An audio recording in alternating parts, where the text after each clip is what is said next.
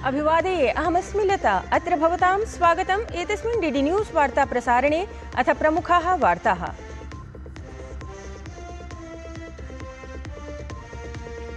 बिहारराज्ये मतदातृसूचेः पुनरीक्षण याचिकायां शीर्षन्यायालयपक्षतः विपक्षः नैव अवाप्नोत् सहयोगम्। शीर्षन्यायालयेन मध्यावधिके आदेशे प्रक्रियावरोधनार्थं निराकृतम्। आयोगः मतदातृपत्रम्, आधारपत्रकं, राशनपत्रकं चापि स्वीकुर्यात् इति न्यायालयेन परामृष्टम्।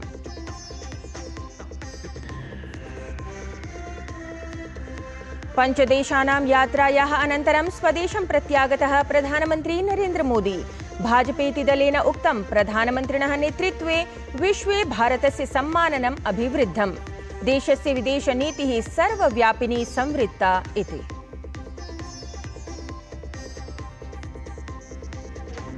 श्रावणमासस्य समारब्धे सति मन्दिरेषु श्रद्धालु शिवभक्तानां सम्मर्दः दृश्यमानः।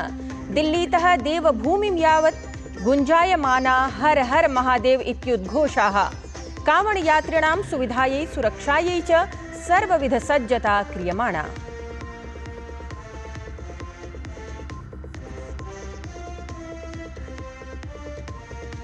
देशे वृष्टिक्रमः प्रवर्तमानः। अनेकेषु क्षेत्रेषु जनजीवनं दुष्प्रभावितम्। पर्वतेषु क्षेत्रेषु च अतिवृष्टेः संभावना।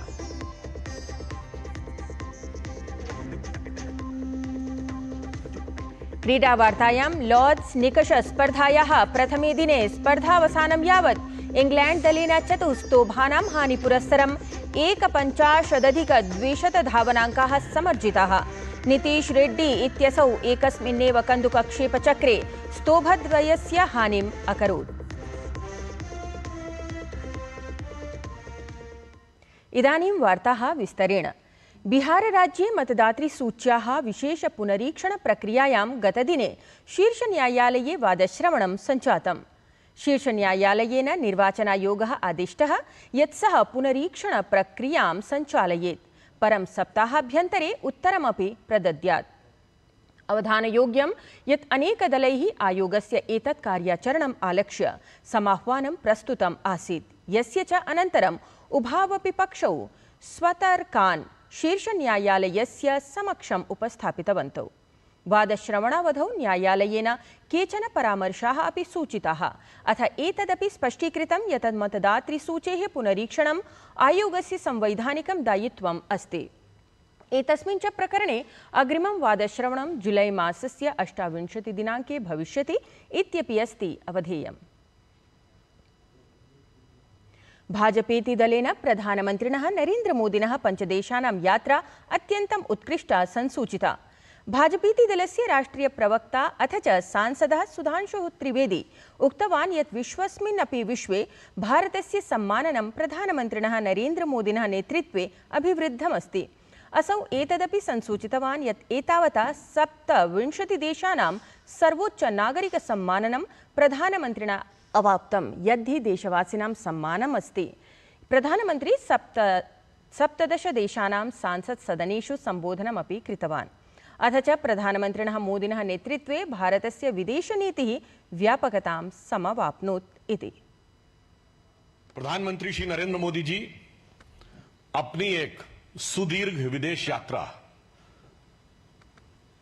करने के उपरांत आज वापस आए हैं। इस लंबी विदेश यात्रा में भारत ने कई महत्वपूर्ण उपलब्धियां हासिल की हैं।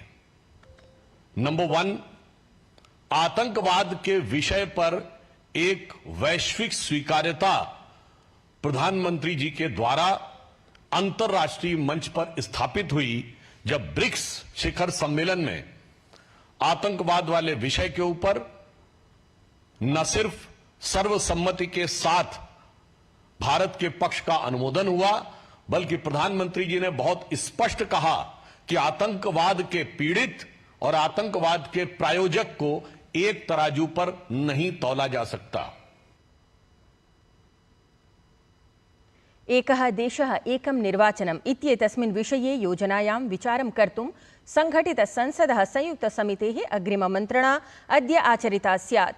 अत्रान्तरे शीर्षन्यायालयस्य पूर्वमुख्यन्यायाधीशद्वयं न्यायमूर्तिः DY चन्द्रचूडः अथ न्यायमूर्तिः JS खेहरः समितेः सदस्यैः समं विचारं करिष्यति। एषा मन्त्रणा नवदिल्लीस्थिते संसद्भवने आयोजिता स्यात्। एतस्य उपवेशनस्य उद्देश्यम् उक्तविषये निर्धारिते संविधानविधेयके गहनविचारविमर्शकरणम् अस्ति, यद्धि देशे एकसमानम् एकसार्धं च निर्वाचनदिशि महत्त्वपूर्णः पदक्रमः अस्ति। केन्द्रीयः गृहसहकारिता मन्त्री अमितशाहः गतदिने झारखण्डराज्यस्य राजधान्यां रांचीनगर्यां पूर्ववर्ति क्षेत्रीयपरिषदः 27तमस्य उपवेशनस्य अध्यक्षतां कृतवान्। अत्रान्तरे आन्तरिकसुरक्षायां नक्सलोन्मूलनपरेषु अथ अन्येषु अपि महत्त्वपूर्णेषु विषयेषु विमर्शः सञ्जातः। स्वीये सम्बोधने अमितशाहः कथितवान् यत् ऑपरेशन् सिन्दूर इत्येतस्मिन् विशेषाभियाने सेनाभिः अद्भुतवीरता प्रदर्शिता। असौ इतोपि कथितवान् यत् प्रधानमन्त्री नरेन्द्र मोदी दृढेच्छाशक्तेः परिचयं प्रकाशयन् भारते आतङ्कवादस्य उन्मूलनाय दृढेच्छाशक्तिं जगत्समक्षं प्रस्तुतवान्। एतदतिरिच्य अमितशाह उक्तवान् यत् सकलमपि पूर्ववर्ति भारतं भक्ति ज्ञान संगीत वैज्ञानिकानुसन्धानक्रान्तेः भूमिः अवर्तत। उपराष्ट्रपतिः जगदीप धनखड़ वर्यः अथ केन्द्रीयमन्त्री सर्बानन्द सोनोवालः भारतीय ज्ञानपरम्परा विषयकं 3-दिवसीयं वार्षिकसम्मेलनम् उद्घाटितवन्तौ।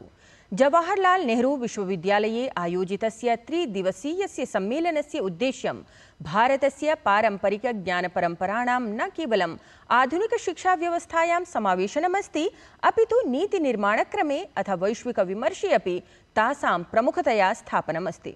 जवाहरलाल नेहरू विश्वविद्यालयीय प्रशासनस्य अथ भारतीय ज्ञानपरम्परा प्रकोष्ठस्य संयुक्त तत्त्वावधाने आयोजितम् एतत् सम्मेलनम् आयुष मन्त्रालयस्य भारतीय सामाजिक विज्ञानानुसन्धान परिषदः अथ भारतीय ऐतिहासिकानुसन्धान परिषदः च सहयोगम् आदधाति।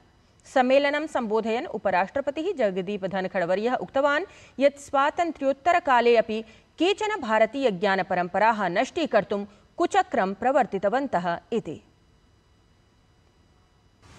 The British colonization brought forth the second interlude, when Indian knowledge system was stunted, stymied and subverted. We adopted their practices. Marxist perversion replaced colonial distortion. And friends, even today, the shadows of those colonial misreadings continue to shape textbooks, curricula, and minds. This conference, I believe strongly, stands as a serious academic endeavor to correct a historical wrong. Now is the time to cast off the chains of borrowed narratives, inherited distortions. It is time to reclaim our intellectual sovereignty.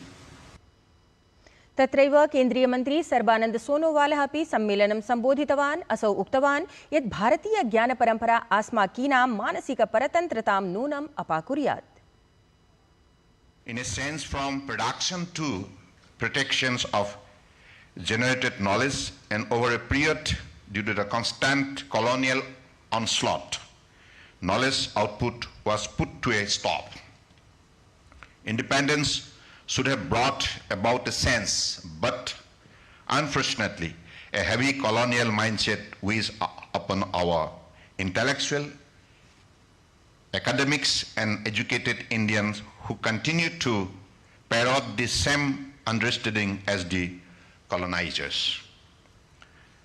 Very few turn to question the colonial narratives.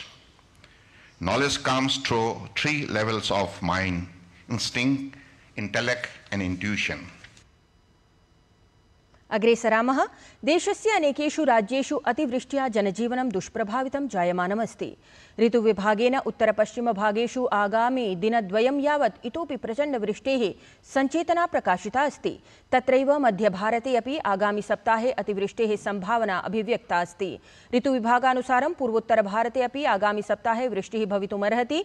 तावत् हिमाचलप्रदेश, उत्तराखण्ड, उत्तरप्रदेश, पञ्जाब, हरियाणा, चण्डीगढ, मध्यप्रदेश, विदर्भ, छत्तीसगढ, झारखण्डेषु अपि अद्य अतिवृष्टेः अनुमानमस्ति।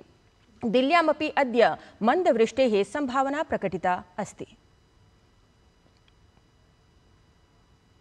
अद्य प्रभृति श्रावणमासः आरभते। पक्षद्वयं यावत् अर्थात् एकमासं यावत् भगवतः शिवस्य विशेषपूजनानुष्ठानं विधास्यते। अत्रान्तरे एतस्मिन् क्रमे कावडयात्रिणां सम्मर्दः अपि अभिवृद्धः भवेत्। श्रावणमासस्य प्रथमे सोमवासरे देशस्य मन्दिरेषु भक्तानां सम्मर्दः इतोपि अधिकः जायेत। उज्जैन नगरं समेत्य देशस्य सर्वेषु मन्दिरेषु पूजार्चनं, रुद्राभिषेकादिकं च क्रियमाणमस्ति।